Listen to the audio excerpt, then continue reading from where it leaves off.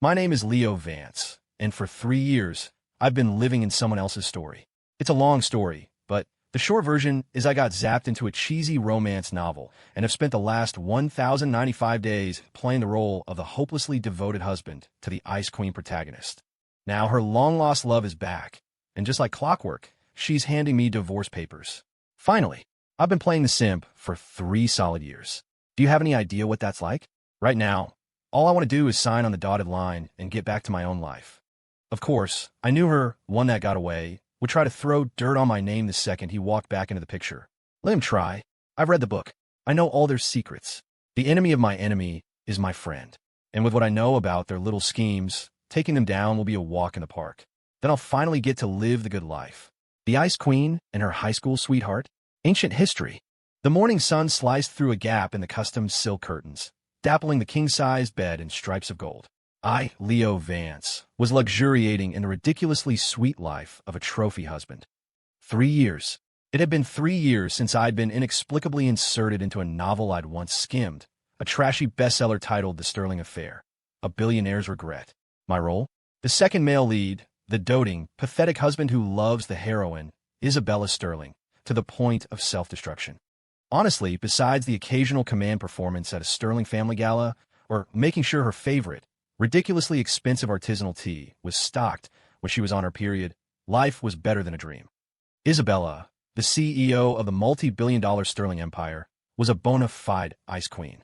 Aside from the plot-mandated moments where she'd gaze wistfully out a window, thinking about her ex, she was completely consumed by her work. As for me, her husband, I was basically on a self-managed furlough. As I lay there, debating whether to use Isabella's Amex Black to pick up the new Porsche Spyder or to head out to the equestrian club in Malibu, the bedroom door opened. Isabella. Today she was wearing a tailored white power suit that made her seem even more remote than usual. The air filled with the scent of her signature perfume, a limited edition fragrance that was beautiful but carried a chill that warned you to keep your distance. She walked to the side of the bed, her face a perfect, emotionless mask. The only thing different about her today was the sheaf of papers in her hand. Leo, I want a divorce. Her voice was as cool and crisp as her outfit. Showtime. The moment had finally arrived. I felt nothing but a wave of profound relief, so much so that I had to suppress a grin. She placed the papers on the nightstand.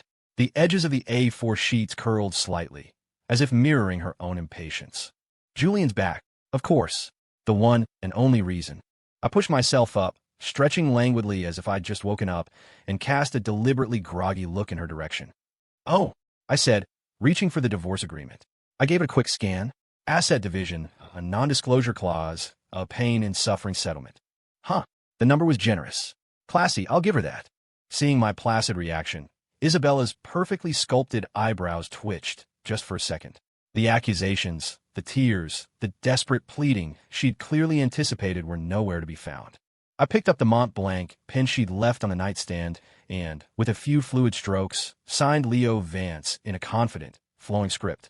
The whole thing took less than 10 seconds. No hesitation. There you go, Ms. Sterling, I said, handing the signed papers back to her. My tone was as casual as if I were commenting on the weather. Wishing you and Julian all the best. A lifetime of happiness, kids, the whole 9 yards. I paused, adding with a smirk, just make sure the severance package hits my account per the maximum clause. Don't be shy. Isabella took the agreement, her gaze fixed on my signature. A flicker of genuine shock finally crossed her face, her pupils contracting slightly. This wasn't in her script. I was supposed to be a pathetic, sobbing mess, clinging to her knees and begging her not to leave.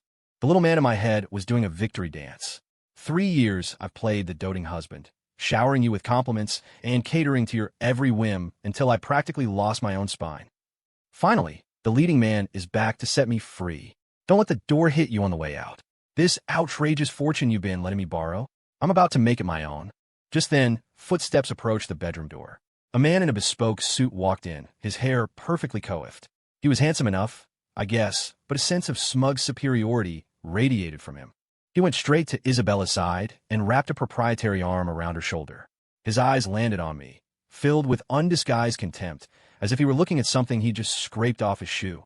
Isabella, I told you, he said, his voice laced with the faint, affected accent of someone who'd spent just enough time in Europe to think it made him sound sophisticated. A man like him is only after your money. Well, speak of the devil. Julian Croft, in the flesh. His timing was impeccable. A minute earlier and I wouldn't have signed. A minute later, and he'd have missed his grand entrance for the hero returns to cast out the freeloader scene. I leaned back against the headboard, a lazy, mocking smile playing on my lips. After her money? Hey, a girl's got to be willing to pay for the company she keeps. At least my price is on the sticker. Not like some people who waltz back into town and start playing Lord of the Manor before the ink on the divorce papers is even dry. Tacky. Julian's face darkened. His arm tightened around Isabella. Isabella seemed oblivious to the sudden tension, or perhaps she just didn't care. She was still looking at me, her expression a mixture of scrutiny and a confusion she herself didn't seem to understand. I ignored them both, threw back the covers, and strolled into the walk-in closet. It was larger than most people's master bedrooms, lined with designer clothes Isabella had bought for me over the years, so I'd look the part.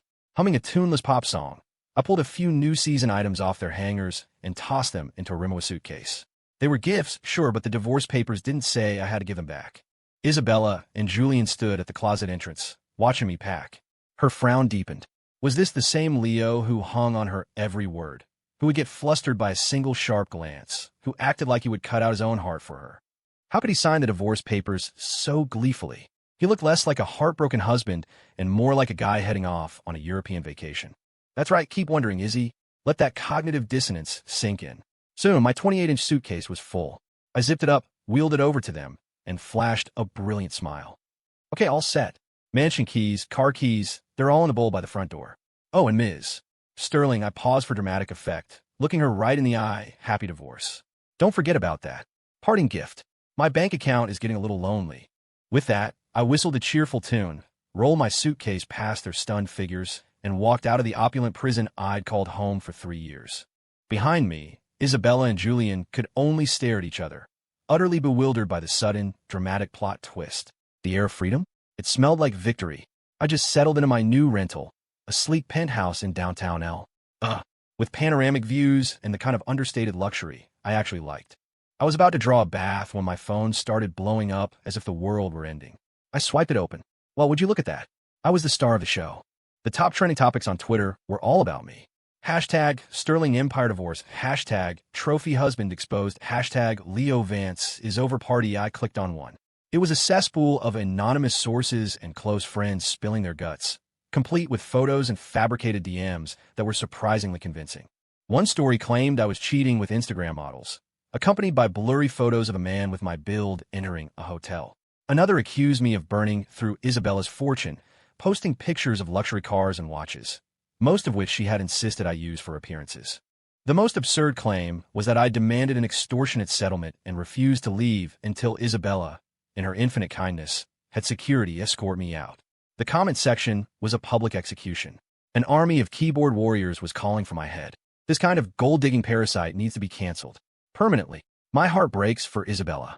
3 years of her life wasted on a snake. No wonder she divorced him. She finally saw him for what he was. I raised an eyebrow. The attack was fast and vicious. A few scrolls down, I found the source.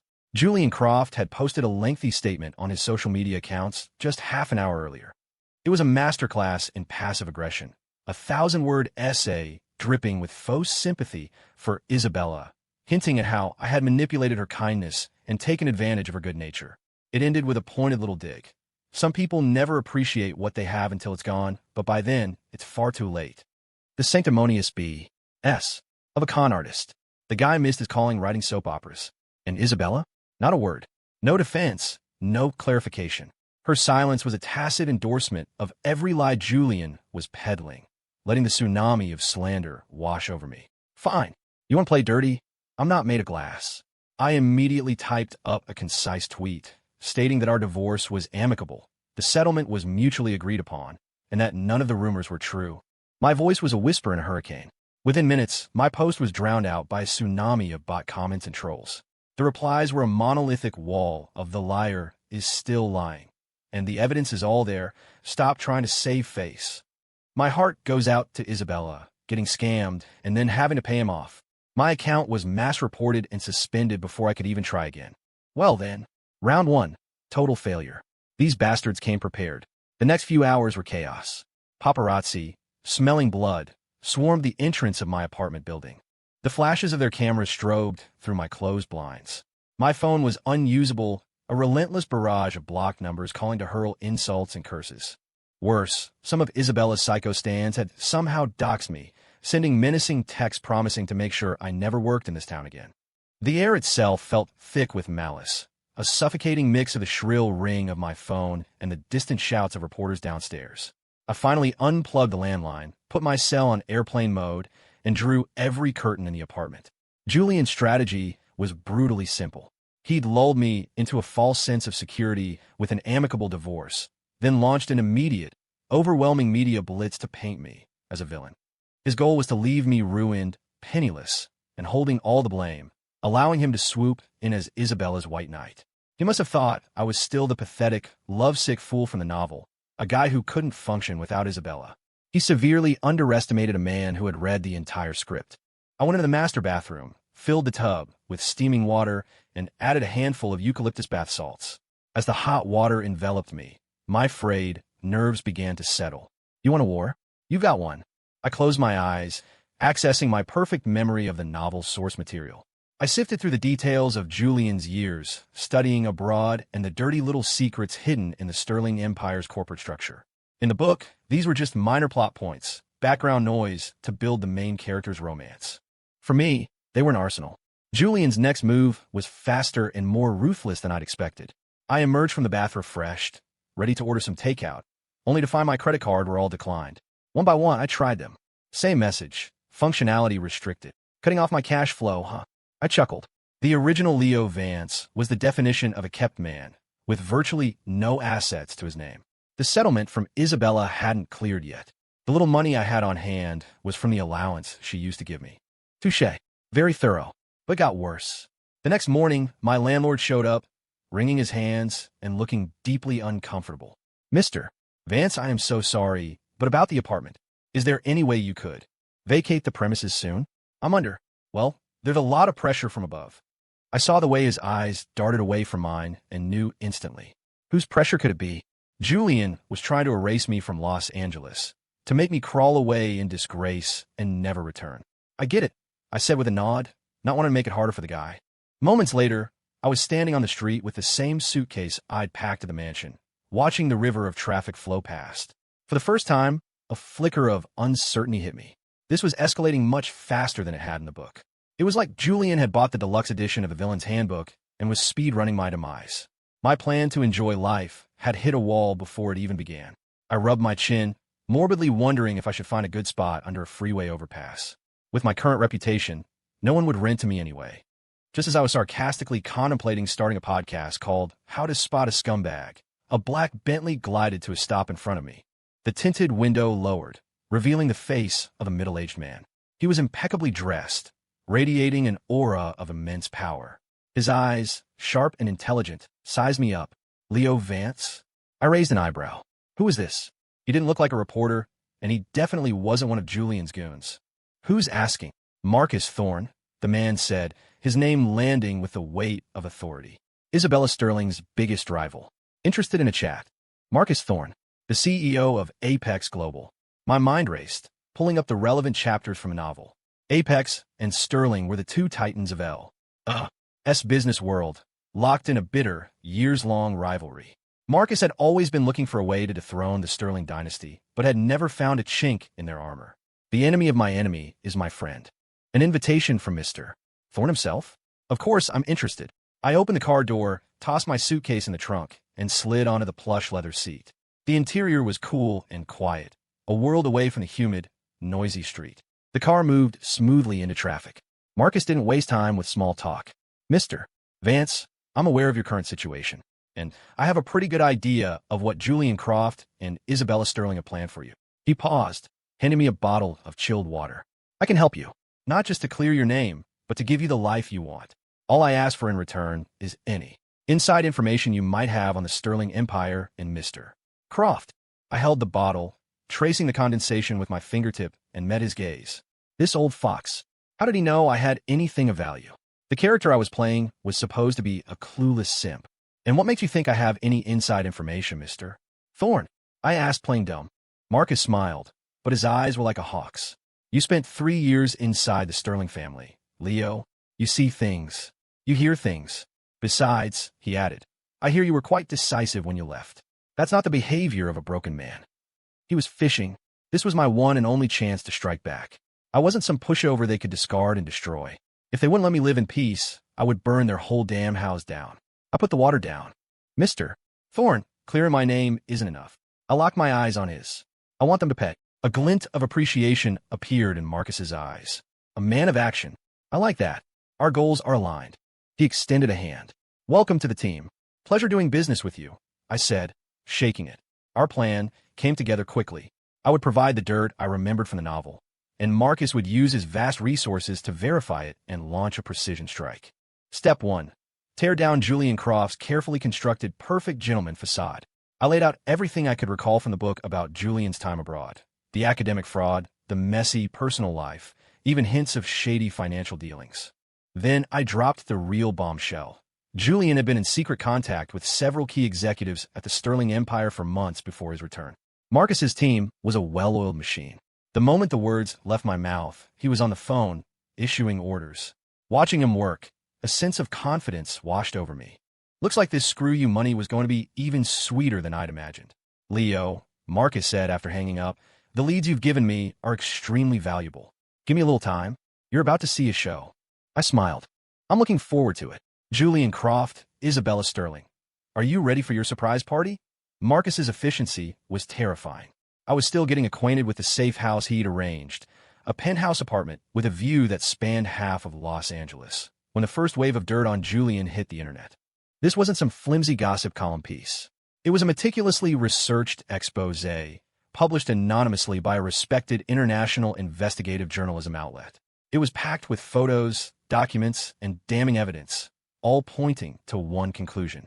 The article alleged that during his time studying abroad, Julian Croft had engaged in serious academic misconduct, including plagiarizing his thesis and falsifying lab data.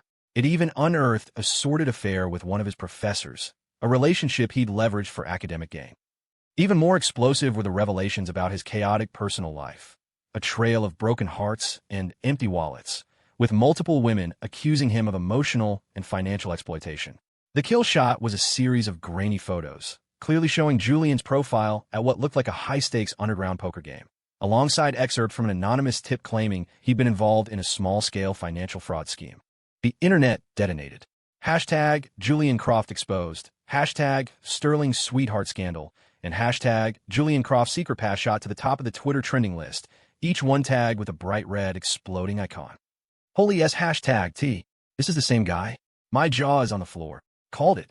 There's no such thing as a perfect man. It's always an act. Where are all the people who were trashing Leo Vance yesterday? Feeling pretty stupid right now, huh? Think about it. If this is all true, how badly did Isabella get played? Leo Vance right now. I told you so. Mic drop. Is this legit, though? Could be a smear campaign by Leo. In response to that last comment, a dozen self-proclaimed experts immediately posted links to the original article, along with a deep dive into the outlet's reputation for ironclad sourcing, proving its credibility. In the span of a few hours, the tide had completely turned. The same righteous netizens who had been calling for my head just yesterday were now quietly deleting their old comments and turning their pitchforks toward Julian. His PR team scrambled, releasing a sternly worded statement condemning the malicious and baseless rumors and threatening legal action. But against the article's solid evidence, like redacted email screenshots showing the university domain and anonymous interview transcripts, his denial sounded weak and hollow. When you're in a hole, stop digging. His statement, certain false claims have grievously harmed my reputation, just screamed guilt to the online mob. I could only imagine Isabella's shock. Marcus told me that the second the story broke, she'd dispatch her own people to investigate. But Marcus's team was one step ahead. They'd already cut off her access to key information sources and planted a few corroborating breadcrumbs, leading her down a rabbit hole of doubt and suspicion. She was locked out, forced to watch as the man she put on a pedestal was stripped of his halo, piece by agonizing piece. She probably never imagined her perfect Julian could have such a sordid past. For her, that kind of disillusionment was likely worse than a stock market crash. Seeing that the iron was hot, I logged into a new, anonymous burner account I'd created. I found the most popular thread about the scandal and posted a simple comment, making sure to tag Julian Croft and his flimsy PR statement. Some people are in such a hurry to rush home and claim the moral high ground. They forget to clean up the mess they left behind. At Julian Croft, do you need me to remind you about a certain final exam 3 years ago? Or perhaps that masterpiece of a thesis that caused such a stir right before your graduation? My little comment, with its specific taunting details, was like a match thrown on gasoline. Screen-capped and reposted, it kicked off a whole new wave of speculation. He's here. Leo, or his burner, has entered the chat. Oh, Leo's got more receipts. Julian is toast. Julian was probably having an aneurysm, but besides sicking his army of bots on me with generic insults like no proof and sore loser, he had no real defense. Marcus called, a smile in his voice. Kid, that little jab of yours was a work of art. Julian is in full-blown panic mode, and the entire Sterling Empire PR department is working overtime. That was just the appetizer, Marcus continued, his tone shifting.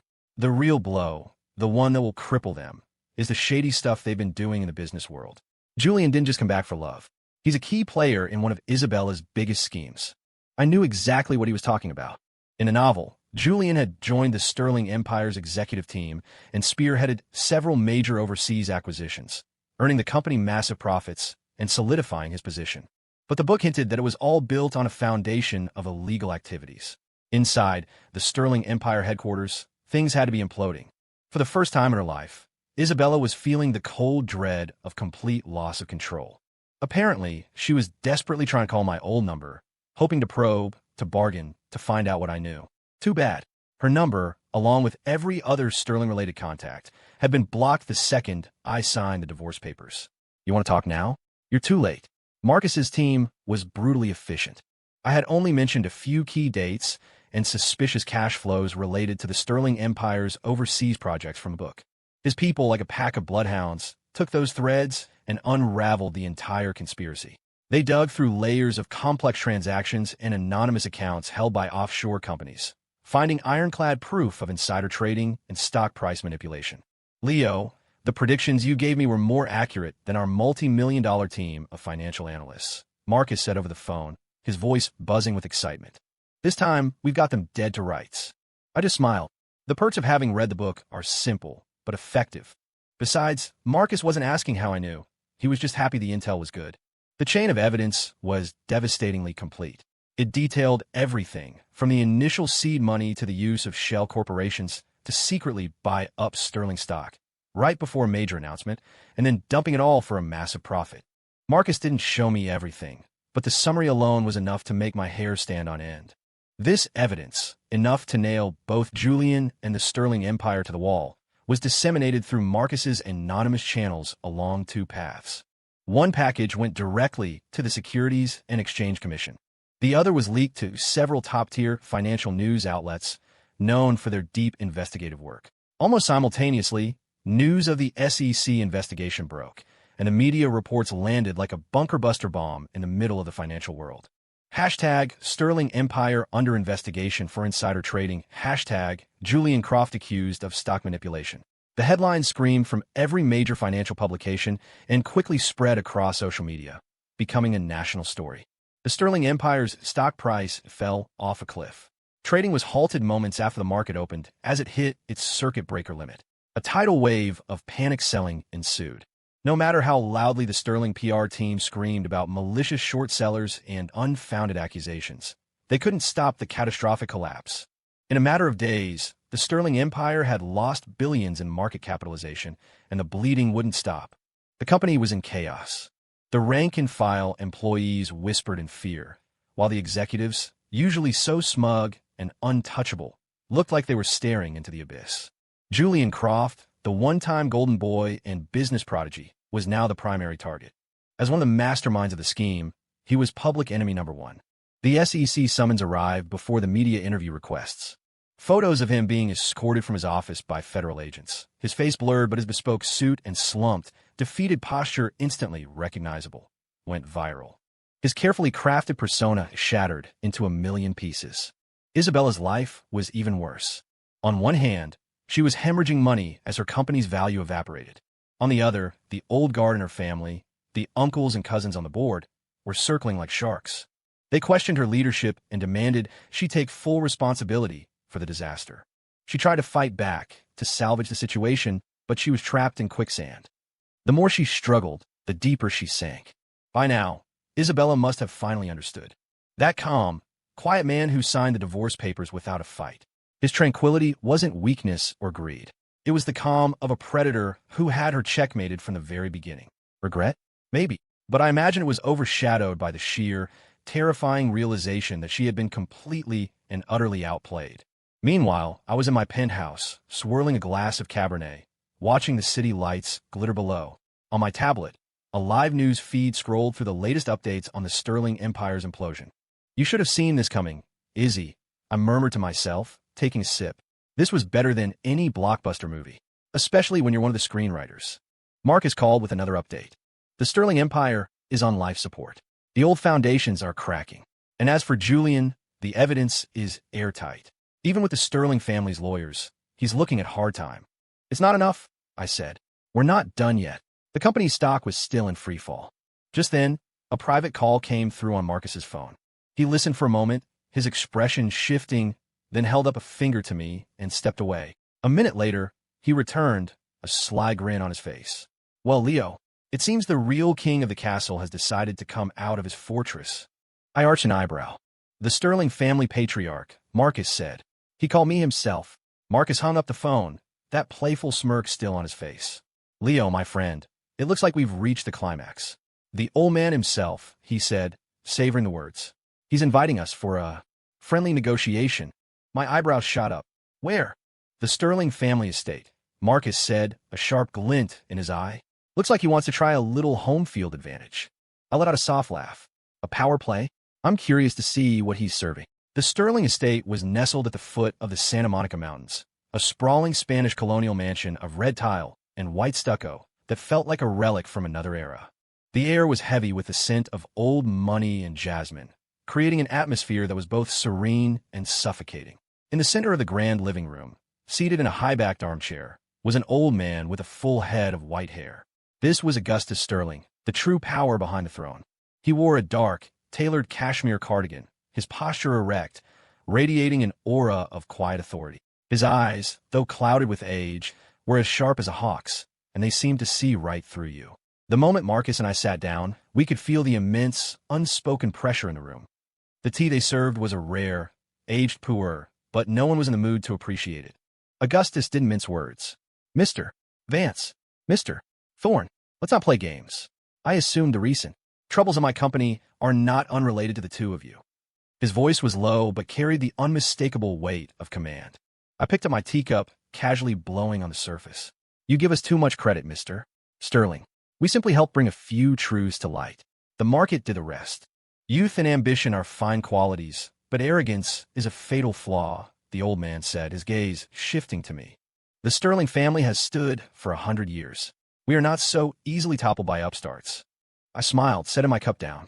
From my briefcase, I calmly retrieved a few documents and slid them across the antique coffee table. There weren't many, but each one was a dagger aimed at the heart of his empire. Mr. Sterling, this is a partial evidence trail detailing money laundering activities by several of your top executives. This file contains a more complete record of Julian Croft's illegal activities abroad. For instance, using a charitable foundation for illicit fundraising, not to mention several cases of outright commercial fraud. I spoke evenly, watching as his composed expression slowly curdled into a mask of fury. If this were to be leaked, I continued, I suspect the Sterling Empire's problems would go far beyond a falling stock price. The IRS and the FBI would be very, very interested. The old man's fingers trembled, his knuckles turning white as he gripped the armrest of his chair. Seeing his opening, Marcus delivered the killing blow, his tone oozing false sincerity. Augustus, Apex Global has always respected its elders. But if the Sterling Empire were to find itself in a liquidity crisis, we wouldn't be opposed to conducting a friendly acquisition evaluation. The price, of course, would be more than fair. Augustus Sterling's face, already grim, became thunderous. Sitting in a smaller chair to his side, Isabella Sterling was as pale as a ghost. She looked at me with disbelief. This man she had once treated as a disposable accessory, now calmly holding her entire family hostage. cornering the grandfather she feared and revered. Her eyes were a storm of shock, confusion, and a deep, bitter regret. She was finally realizing what, and who, she had so casually thrown away. The silence in the room was absolute. Finally, Augustus Sterling closed his eyes. When he opened them again, the fire was gone, replaced by a profound weariness. He knew that to continue this fight would mean mutual destruction and the potential end of his family's legacy. He let out a long, ragged sigh, seeming to age a decade in that single breath. "Tell me your terms." Marcus and I exchanged a knowing glance. I held up one finger. "First, the pain and suffering settlement and divorce compensation. I want the original figure from the agreement, multiplied by 10. Isabella's head snapped up, her eyes wide with shock. The original number was already astronomical. 10 times that amount was unthinkable. The old man's jaw twitched. "Second," I continued, holding up another finger, "Isabella Sterling and Julian Croft will issue a public apology through all major media channels, retracting every lie and clearing my name. Third, the Sterling family will guarantee, in writing, that they will never again interfere in my life or the lives of my friends and business partners." My gaze flicked to Marcus. "And fourth," I said, looking at Marcus, who gave a slight nod, "the Sterling Empire will divest its controlling interests in the renewable energy and biotech sectors, to be sold to Apex Global. Mr. Thorne will handle the specifics with you." Each demand was a perfectly aimed blow. Augustus's face was a storm cloud of rage.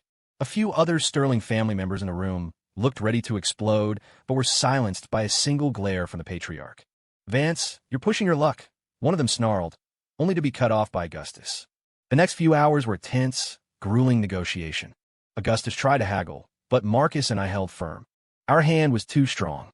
Finally, as the afternoon sun cast long shadows through the ornate windows, the old man closed his eyes and gave a tired wave of his hand. "Fine," he rasped. I agree." He agreed, but his face was blacker than coal, as if he were about to cough up blood.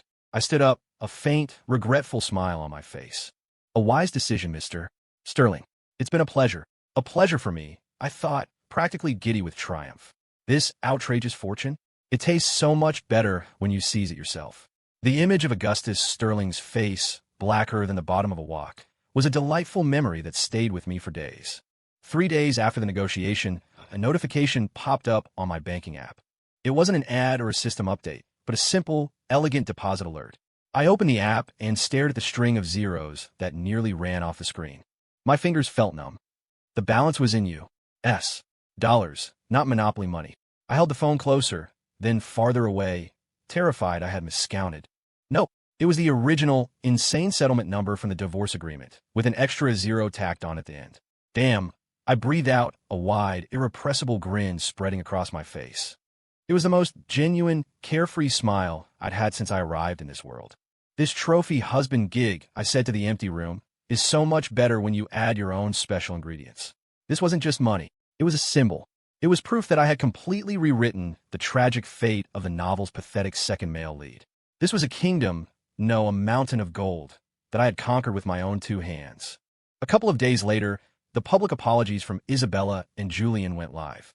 Marcus's team was on top of it, sending me the links directly. I was lounging on a massive sofa in my new Riverview penthouse, sipping an ice-cold Coke as I clicked through the news articles. They were everywhere. The Wall Street Journal, Forbes, TMZ. Every outlet had picked it up. The headlines were pure clickbait gold. Billionaire divorce shocker. The ex-husband was the victim, and Sterling heiress and lover issue public apology to man they slandered. The written statements were dripping with insincere remorse, expressing their deepest apologies for the reputational damage and emotional distress they had caused me, admitting the previous stories were based on misunderstandings and malicious rumors. Isabella and Julian's names were right next to each other. How ironic. I zoomed in on the accompanying video. Isabella still had her Ice Queen poker face on, but her eyes were shadowed with exhaustion and humiliation. Her lips were pressed into a thin, tight line as she read from the teleprompter. Julian looked even worse. The smug confidence was gone, replaced by puffy eyes and a defeated slump. He looked like a rooster after a cockfight, his voice trembling almost imperceptibly. The comment sections had become a carnival. The public opinion had done a complete 180. OMG, I knew Leo didn't seem like that kind of guy. My heart goes out to Leo, dragged through the mud by his ex and her sleazy boyfriend. Isabella has the worst taste in men I've ever seen. She traded a diamond for a cubic zirconia. Hashtag billionaire apology is the craziest thing I've seen all year. I scrolled through, thoroughly amused, and liked a few of the most vicious comments. This public shaming was way more entertaining than any reality TV show. Julian's final downfall came even faster than his apology. The financial crimes Marcus and I had unearthed were the nail in his coffin. The day after the apology was published, the financial news reported that Julian Croft was formally indicted on multiple counts of fraud and conspiracy. His assets were frozen, and he was declared a flight risk. On TV, I saw footage of him being led out of his office in handcuffs, the steel bracelets glinting under the camera flashes. The international business prodigy was now just another white-collar criminal. His carefully constructed life had crumbled to dust. Serves him right. As for Isabella, life wasn't much better. Marcus would occasionally feed me updates. The Sterling Empire was crippled by the scandal, its market value decimated. As the CEO who presided over the disaster, and as Julian's close associate, she bore the brunt of the blame. The old sharks on the Sterling family board showed her no mercy.